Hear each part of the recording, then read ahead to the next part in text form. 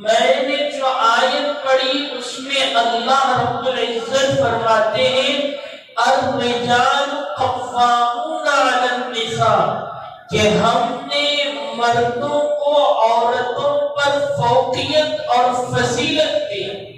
کیا وجہ ہے؟ بما فضل اللہ بعضهم علی بعض، کہ بعض کو ہم بعض پر فضیلت دیتے ہیں۔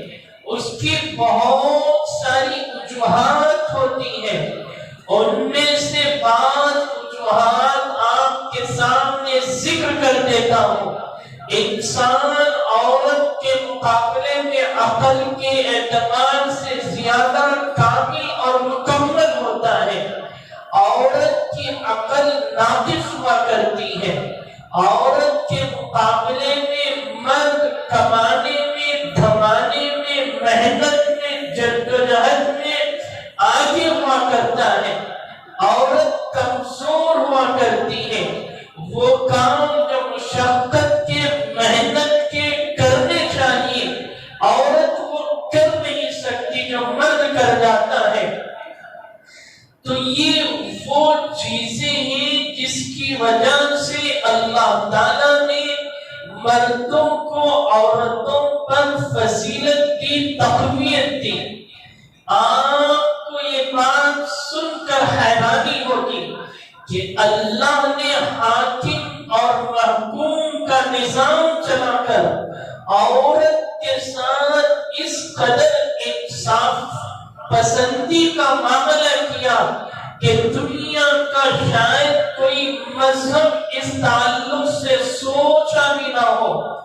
اسلام نے کہا کہ مرد حاکم ہے تو سب سے پہلی چیز کہ عورت کو نکاح کے بندھن میں لینا ہے تو مہر ادا کرو۔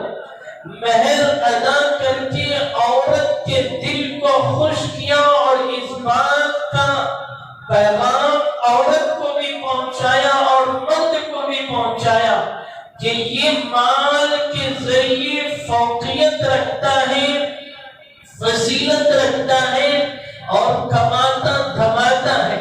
صرف مہر تک محدود نہیں، اب یہ نکاح کے بندھن میں بندھنے کے بعد آگے کی زندگی میاں بیوی کی جب جڑتی ہے تو بہت ساری ذمہ داریاں آ جاتی ہیں۔ عورت کے کھانے پینے کا نظام، اس کے کپڑے کا نظام اور اس کے گھر میں رہنے کا نظام، ہر چیز کا نظام مرد کے ذمہ آ جاتا ہے۔ تو قرآن یہی کہتا ہے کہ الرجال قوامون علی النساء، کہ ہم نے مردوں کو عورتوں پر فوقیت اور فضیلت اس لیے دی کہ وہ کما دھما کر جدوجہد کر کے آتے ہیں اور سارا عورتوں کا نظام، ان کی جتنی ذمہ داریاں ہیں اپنے کھاتوں پر اٹھاتے ہیں اور اپنے لیے سعادت اور ثواب کی چیز سمجھ کر یہ کرتے ہیں۔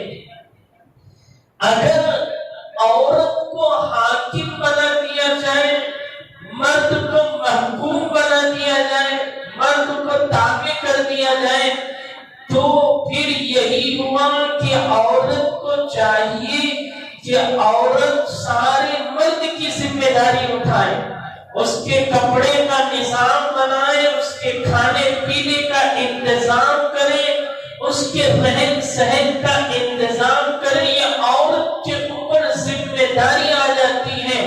جب عورت حاکم بن جائے تو اسلام کا خوبصورت نظام سمجھیے کہ اسلام کہہ رہا ہے کہ مرد حاکم ہوگا نہ کہ عورت حاکم ہوگی۔ اور اگر برابر سرابر بھی، جیسے کہ آج دنیا والے کہتے ہیں کہ مرد کو جو مقام ملنا چاہیے عورت کو بھی وہی مقام دیا جائے، تو اس صورت میں بھی عورت کے وہ سارے حقوق جو اسلام نے مردوں پر عائد کیے ہیں وہ سارے ختم ہو جاتے ہیں۔ اللہ نے ایک بہترین نظام بنا کر دے دیا۔ عبادت نماز ہے، روزہ ہے، ذکر ہے، قرآن کی تلاوت ہے، ہیں اور دوسرے تمام امور ہیں، ان امور میں عورت کو بھی اللہ نے وہ مقام دیا جو ایک مرد کو دیا ہے۔ مرد جس طرح نماز پڑھ کر، روزہ رکھ کر، زکوٰۃ ادا کر کے، حج کر کے وہ فضیلتوں کو پہنچ سکتا ہے، ثواب حاصل کر سکتا ہے، اسی طرح ایک عورت بھی یہ کام کر سکتی ہے۔ لیکن معاشرتی نظام کو بنانے کے لیے اللہ نے ایک حاکم اور دوسرا محکوم قرار دیا۔ مثال کے طور پر آپ سمجھیے، گھر میں باپ ہے اور بیٹا ہے، کوئی کہے کہ باپ محکوم ہے، بیٹا حاکم ہے، بیٹے کی حکومت چلے گی، بیٹا جو کہے گا باپ مانے گا، تو آپ کہیں گے کہ دیوانہ اور پاگل ہے کہ باپ کا مقام مرتبے میں زیادہ ہے، فضیلت میں زیادہ ہے، بیٹے کو باپ کی ماتحتی میں آنا چاہیے۔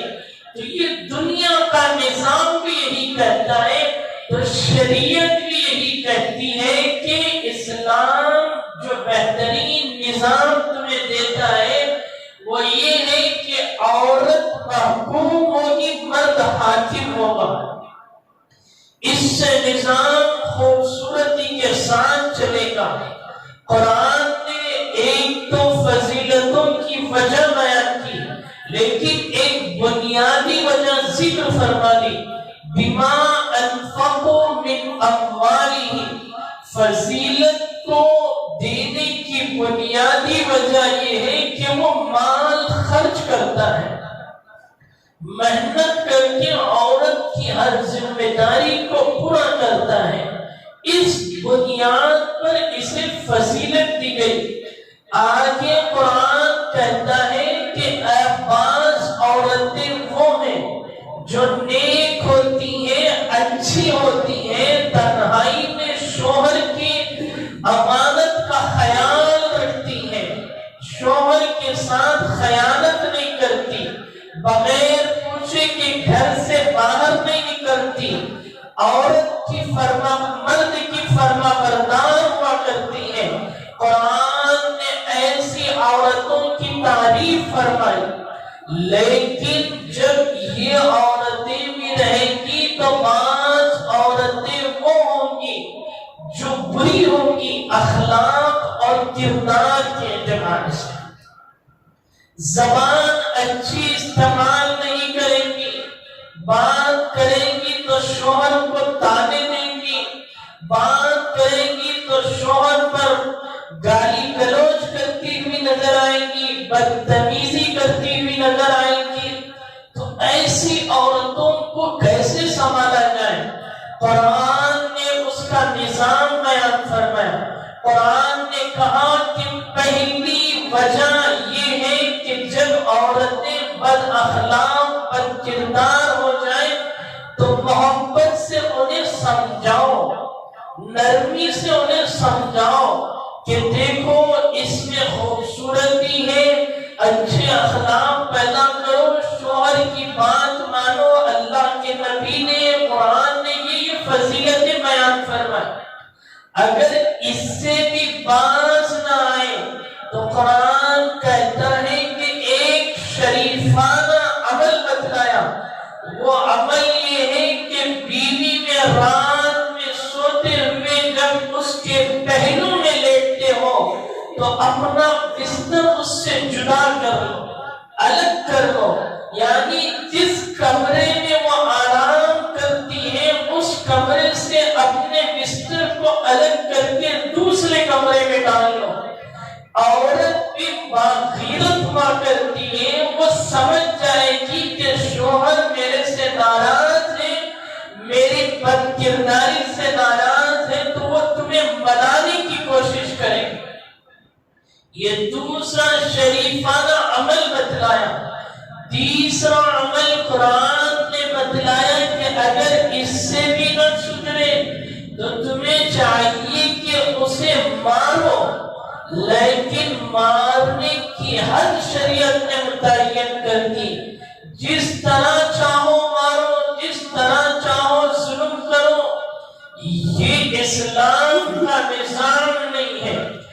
مارنے کی حد اسلام نے بیان کر دی کہ اگر بیوی تمہاری غلط کام کر رہی ہے، بات مان نہیں رہی ہے، تو مارنا بھی اس قدر کہ اس کے جسم پر کوئی نشان نہ پڑے، ہلکی مار مارو اور اس کی جسم پر ہڈی وغیرہ ٹوٹ جائے، ایسی مار نہ مارو۔ جناب محمد رسول اللہ صلی اللہ علیہ وسلم کے زمانے میں ایک صحابی کا واقعہ آیا کہ ان کی بیوی کے درمیان انبن ہو گئی، تو انہوں نے اٹھا کر ایک تھپڑ مار دی۔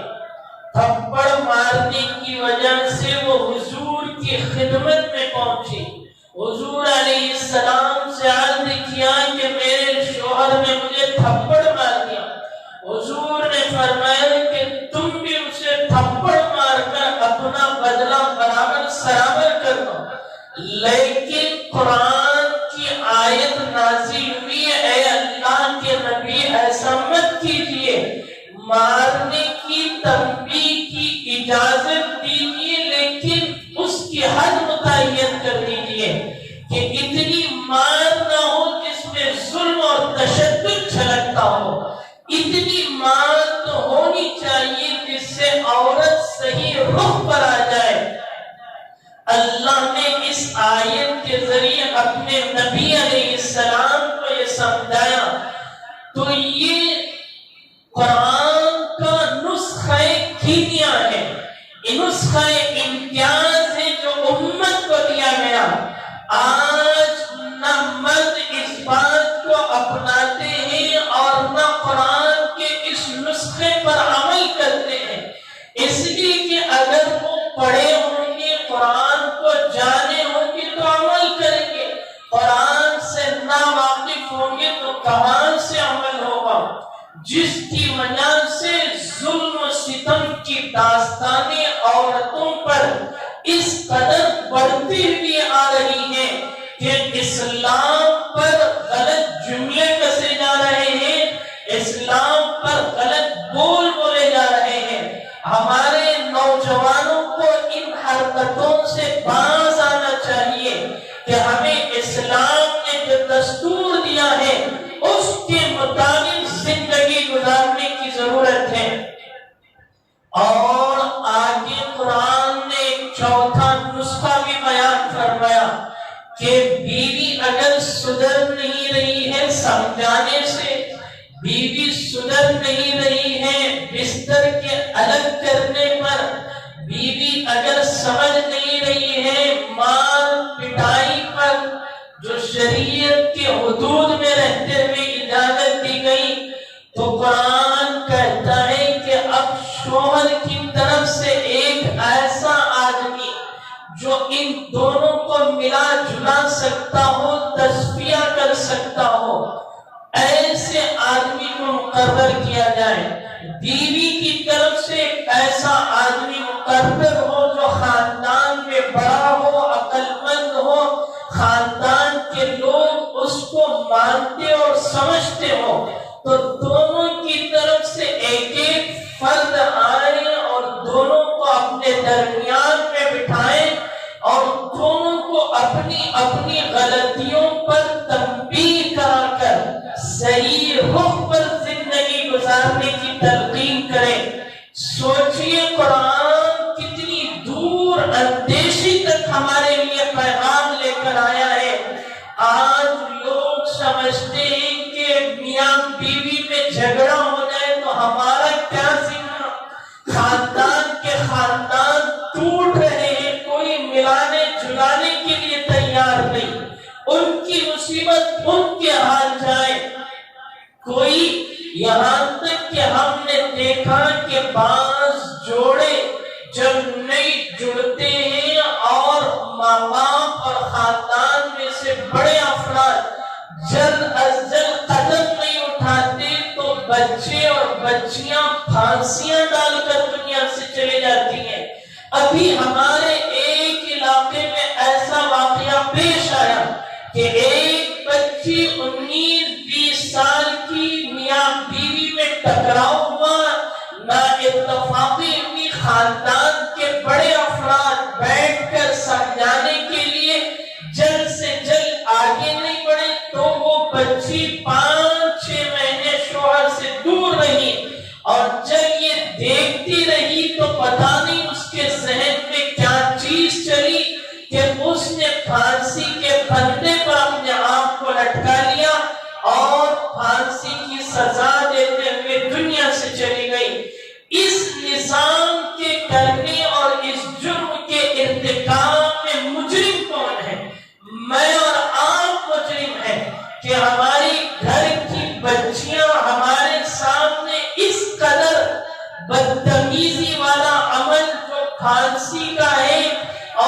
جس کو اسلام نے اجازت نہیں دی ایسے اعمال کر کر دنیا سے رخصت ہو جائے، تو پھر قرآن جو کہتا ہے کنتم خیر امت اخرجت للناس تأمرون بالمعروف وتنہون عن المنکر، تم ایک بہترین امت ہو، تمہیں نکالا گیا لوگوں کی رفع رسانی کے لیے، تم اچھائی کا حکم کرتی ہو، برائی سے روکتی ہو۔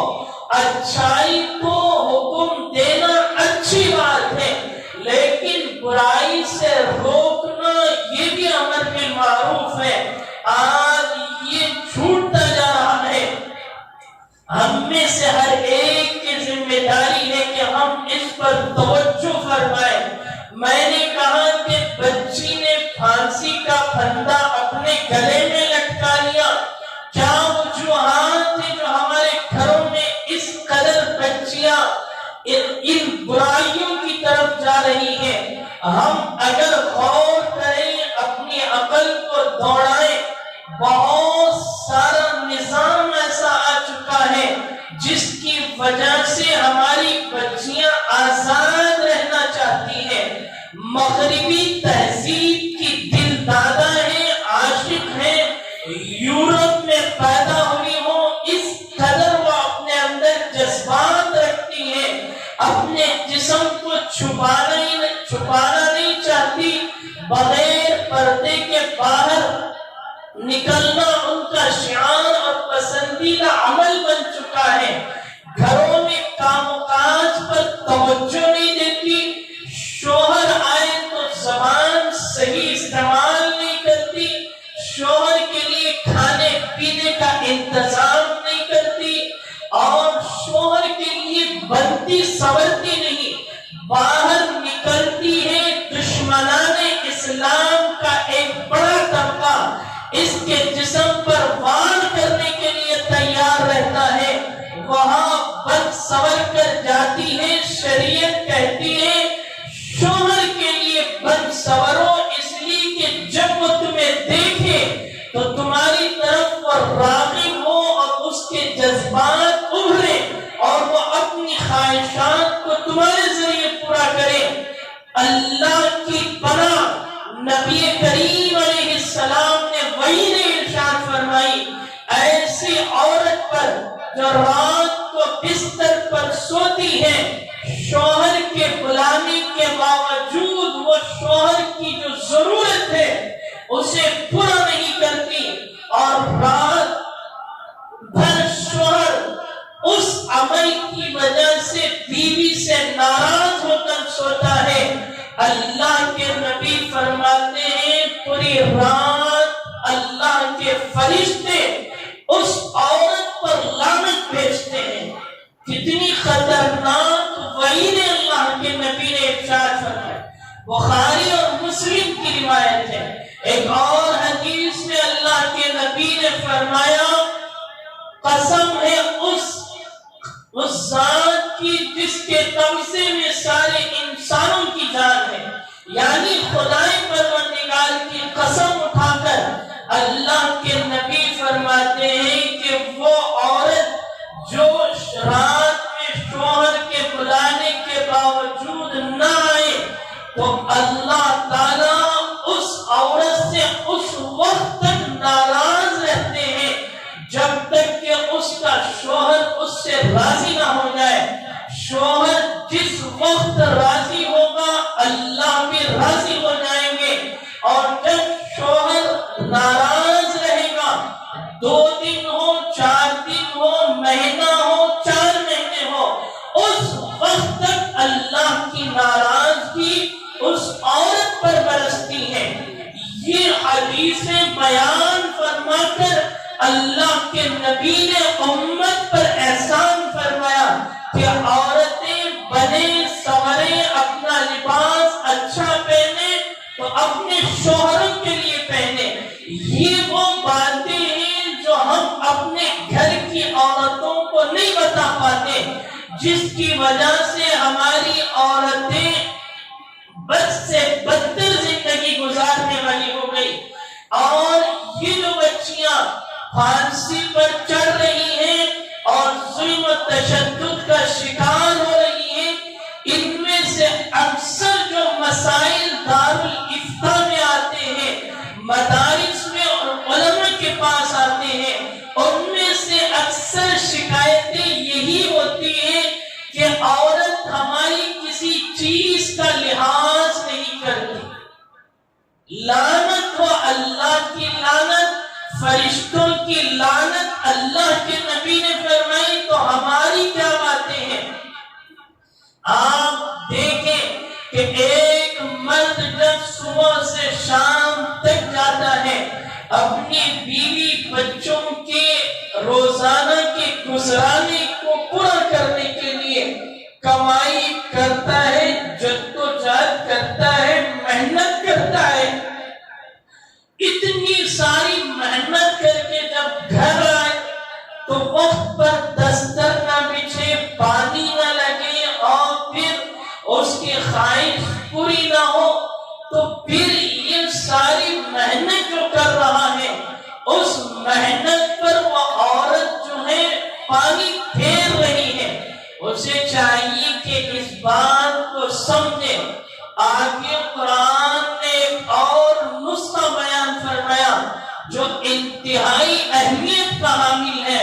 قرآن کہتا ہے کہ عورتوں کو چاہیے کہ اجنبی مردوں کے ساتھ جب گفتگو ہو بدرجہ مجبوری، ایک تو شریعت کہتی ہے کہ اجنبی مردوں کے ساتھ گفتگو کی اجازت ہی نہیں، ہاں مجبوری ہے، بات کرنا ہے تو بات کرتے ہوئے سخت کلامی سے بات کریں، نرم گفتگو نہ کریں، اس لیے کہ نرم گفتگو عورت کی اس گفتگو پر سامنے والا اجنبی مرد کا ذہن خراب ہو سکتا ہے، فساد میں مبتلا ہو سکتا ہے، اور پھر اس عورت کی طرف اس کی توجہ بڑھ سکتی ہے اور اس کی زندگی تباہ ہو سکتی ہے۔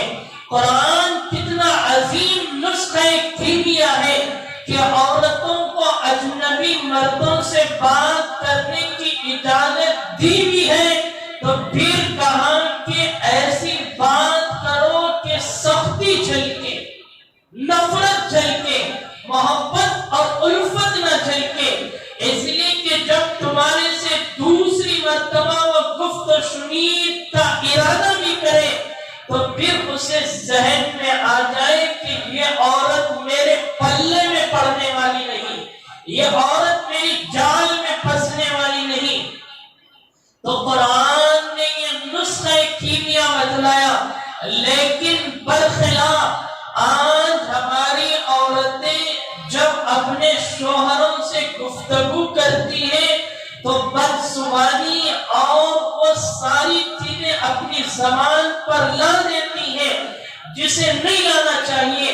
قرآن کہتا ہے کہ شوہر اور بیوی کا جب نمبر آئے تو بیوی کو چاہیے کہ شوہر سے محبت سے بات کرے، جب دروازہ کھلے شوہر کنڈی مارے تو قرآن اور احادیث کا ذخیرہ بتاتا ہے کہ جب دروازے میں شوہر داخل ہو تو تمہارے چہرے پر مسکراہٹ ہونی چاہیے، تاکہ تمہاری مسکراہٹ کو دیکھ کر وہ باہر کی جتنی ٹینشن اور جتنی چیزوں سے وہ جکڑ کر اندر داخل ہوا ہے وہ سارا ختم ہو جائے، اور اندر داخل ہوتے ہی کہا گیا کہ اسے خیریت پوچھا جائے کہ آج آپ کا بزنس کیسا رہا، تجارت کیسی رہی، کیا مشقتیں اور کیا پریشانیاں آپ نے برداشت کی، اور پھر اس کے بعد ان کے لیے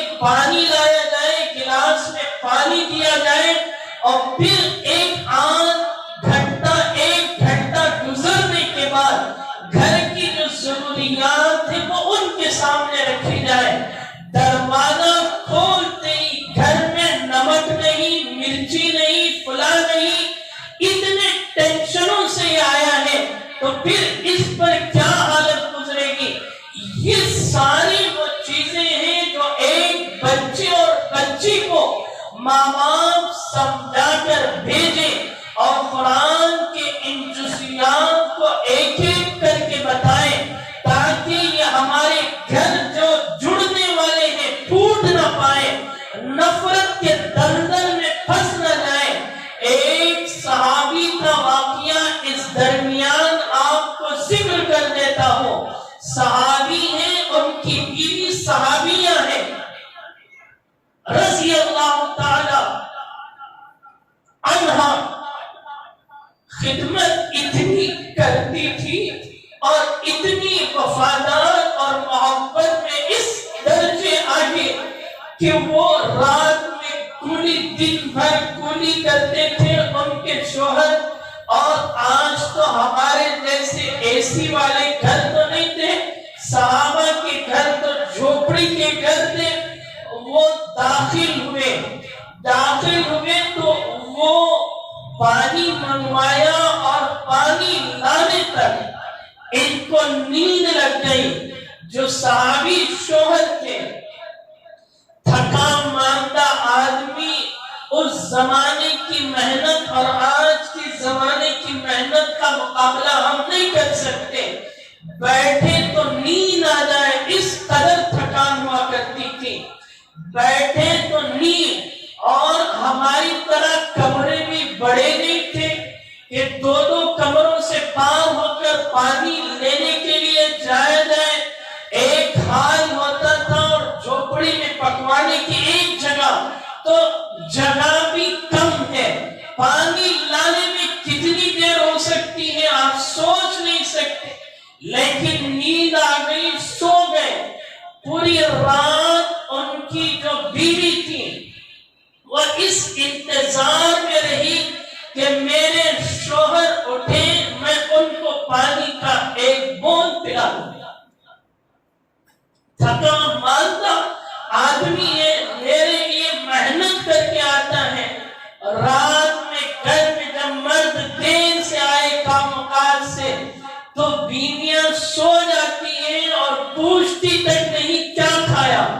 اور یہ صحابیہ ہیں، وہ رات بھر ایک پیالے پانی کے لیے کھڑی ہوئی ہیں، کھڑی رہی۔ جب رات میں بیدار ہوئے تو دیکھ کر حیران ہو گئے کہ کیا بات ہے کہ تم پانی کا پیالہ پکڑ کر کھڑی رہی اور مجھے نیند لگ گئی۔ پانی پی لیا اور پینے کے بعد صحابیہ جو تھی انہوں نے کہا کہ میں آپ سے طلاق چاہتی ہوں، میں آپ کے ساتھ رہنا نہیں چاہتی۔ یہ صحابی سوچتے رہے، اتنی وفادار بیوی، اتنی اچھی بیوی طلاق کا مطالبہ کر رہی ہے۔ اسلام نے زندگیوں سے جب نبھاؤ مشکل ہو جاتا ہے، اس سے دور ہونے کے لیے طلاق کا نظام رکھا ہے۔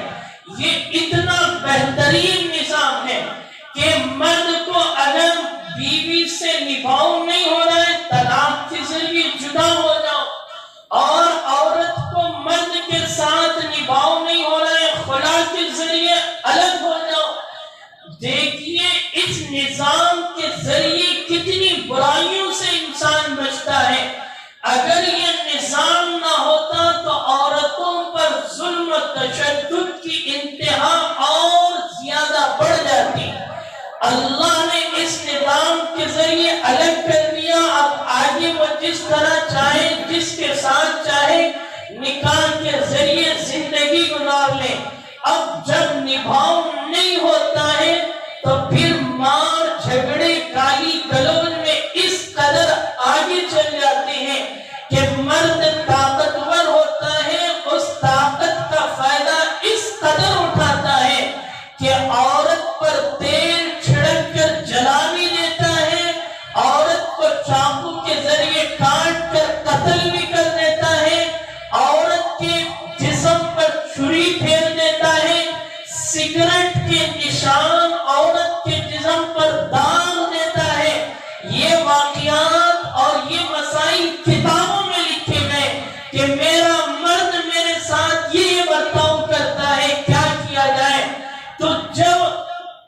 طلاق کا نظام نہ ہو تو پھر یہ ظلم و تشدد کی ہوا اس قدر آگے بڑھتی ہے۔ ابھی ہمارے اس شہر میں ٹینری روڈ کے ایک علاقے میں ایک شخص جو داڑھی نما ہے، چہرے پر داڑھی رکھا ہوا ہے، اس کے گھر میں 2 بچے اور بچیاں بھی ہیں، اس نے اپنی بیوی کو اپنی ماں اور اپنے باپ کے ساتھ مل کر تیل چھڑک کر اس ظالم نے جلا دیا۔ کس قدر امت مسلمہ تشدد اور ظلم کی انتہا میں آگے بڑھتی جا رہی ہے۔ میں کہتا ہوں اس ظلم و تشدد کی کئی وجوہات ہیں۔ ایک وجہ تو فلمیں ہیں کہ ہم فلمیں دیکھتے ہیں، اس میں کہانیاں بنائی جاتی ہیں جن کہانیوں میں یہ دکھلایا جاتا ہے کہ عورت پر تشدد کیسے کیا جائے، عورت پر ظلم کیسے کیا جائے۔ اس کے علاوہ سیریل نکالے گئے امت مسلمہ کو تباہ کرنے کے لیے۔ بہو ساس پر کس طرح ظلم کرے، ساس بہو پر کس طرح ظلم کرے، شوہر بیوی پر کس طرح ظلم اور بیوی شوہر پر کس طرح ظلم کرے، یہ سیریل اور یہ فلمیں بھی دیکھتے ہیں۔ اور انٹرنیٹ تو اس تباہی کا سب سے پہلا زینہ اور سیڑھی ہے، جس کی وجہ سے یہ چیزیں دیکھ دیکھ کر جب دماغ میں بیٹھ جاتی ہیں اور جب بچوں سے یہ چیزیں ذہنوں میں ڈال دی جاتی ہیں، ہم سوچتے ہیں یہ بچہ ہے، اس کے ہاتھ میں فون ہے، یہ کیا کرے گا، یہ کیا دیکھے گا، یہ یہی کچھ دیکھتا ہے اور بڑا ہوتا ہے تو وہ کر کے دکھلا دیتا ہے، جو سارے خاندان پر ایک لعنت کا ذریعہ بن جاتا ہے۔ تو یہ طلاق بہترین نظام ہے کہ ظلم و تشدد نہ کیا جائے، کسی کا قتل نہ کیا جائے۔ قرآن کہتا ہے کہ جو کسی کا قتل کرتا ہے اس نے ساری انسانیت کا قتل کیا۔ تو طلاق کا مطالبہ کر لیا۔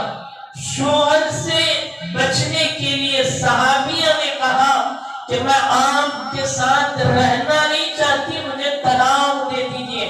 انہوں نے کہا کہ ٹھیک ہے، تم طلاق چاہتی ہو تو میں اس مسئلے کا حل جناب محمد رسول اللہ صلی اللہ علیہ وسلم کے پاس رکھنا چاہتا ہوں۔ آج علماء کے پاس مسائل پوچھنا تو دور کی بات، جب سارا معاملہ ہو جاتا ہے تو آتے ہیں کہ حضرت ایسا ہو گیا، کیا کرنا چاہیے۔ جب کوئی مسئلہ پیش آتا صحابہ تو پہلے حضور کے پاس جاتے، تو انہوں نے حضور کے پاس آ کر عرض کرتے ہوئے جب راستے میں مدینے کی طرف بڑھ رہے تھے تو وہ جو شوہر صحابی تھے وہ نیچے گرے، ٹھوکر لگ کر ان کے پیر پر زخم آ گیا، خون بہنے لگا۔ عورت ہوتی ہے، اس وقت ایسے جذبات کا اظہار ہو جاتا ہے۔ اور حقیقت میں بھی عورتیں بعض چیزوں میں مردوں کا بہت زیادہ خیال رکھتی ہیں۔ جب شوہر بیمار ہو جائے تو اس سے زیادہ محسن کوئی نہیں ہوتا، جب مال کا نقصان پہنچے تو عورت سے زیادہ کوئی محسن نہیں ہوتا، اور جب کوئی تکلیف پہنچے تو اس کی حسن خوبی جھلکنے لگتی ہے۔ انہوں نے اپنے پلو سے ایک کپڑا پھاڑا اور ان کے پیر پر باندھ دیا، باندھ کر کہنے لگی کہ مجھے طلاق کی اب ضرورت نہیں۔ شوہر پریشان ہوئے، کہنے لگے کہ ابھی اتنی وفادار ہو، رات میں کہہ رہے کہ طلاق چاہیے، اور صبح ہوئی حضور کی مجلس میں جا رہے تو کہہ رہی ہو طلاق کی ضرورت نہیں، کیا بات ہے؟ تو عورت نے کہا کہ میں نے اپنے نبی سے یہ کہتے ہوئے سنا۔ قربان جائیے صحابیات پر، نبی کے جملوں پر یقین بھروسہ اور اعتماد اس قدر کہ فرماتی ہے کہ جو آدمی پر مصیبت آتی ہے، تکلیف آتی ہے، اس کے ذریعے اس بندے کو اللہ کا قرب حاصل ہوتا ہے۔ میں گھر میں دیکھتی رہی کہ صبح سے شام آپ گھر میں رہتے ہیں، باہر جاتے ہیں، کوئی تکلیف نہیں، سارا گھر کا نظام اچھا چل رہا ہے، کھانا پینا کپڑا اوڑھنا سب بہتر ہے۔ تو میں نے سمجھ گیا کہ میرا شوہر اللہ کا قریب بندہ نہیں ہے، جس کی وجہ سے اسے کوئی مصیبت چھو نہیں رہی ہے۔ مصیبت جب چھو لے تو خدا کا قرب مل جائے۔ تو پھر انہوں نے کہا کہ جب راستے پر میں چلی تو جب ٹھوکر لگی، آپ کو زخم لگا، تو مجھے معلوم ہوا کہ آپ اللہ کے قریب بندوں میں سے ہیں۔ اللہ نے آپ کو مصیبت میں ڈالا، آزمائش میں ڈالا، جس کی وجہ سے چوٹ آئی۔ تو آج ہماری عورتوں کو یہ سمجھانے کی ضرورت ہے، گھر میں اچھے کھانے ہمیشہ پکتے ہیں، کبھی فاقے آ جائے تو سمجھے کہ میرے شوہر کی اللہ کی طرف سے آزمائش ہو رہی ہے۔ گھر میں اچھا لباس اوڑھنا، گھر میں پہننا، اچھا گھر نصیب ہوتا ہے۔ کبھی ان چیزوں میں بھی آزمائش آ جائے تو وہ صحابیہ جو یہ کہہ رہی تھی کہ مصیبت سے اللہ کا قرب حاصل ہوتا ہے، ہماری عورتوں کو بھی چاہیے کہ وہ اپنے مردوں کو یہ بات سمجھائیں، تو تب جا کر یہ نظام بہتر سے بہتر ہوگا، اچھے سے اچھا ہوگا، اور ہماری عورتوں میں دینی جذبہ اور شوق پیدا ہوگا، اور دونوں میں آپس میں محبتیں اور الفتیں پیدا ہوگی، اور ایک اچھی زندگی گزارنے والے بنیں گے۔ اللہ ہم سب کے گھروں کو اس طرح بنا دے کہ ہم ایک دوسرے کے حقوق کی ادائیگی کی فکر کریں۔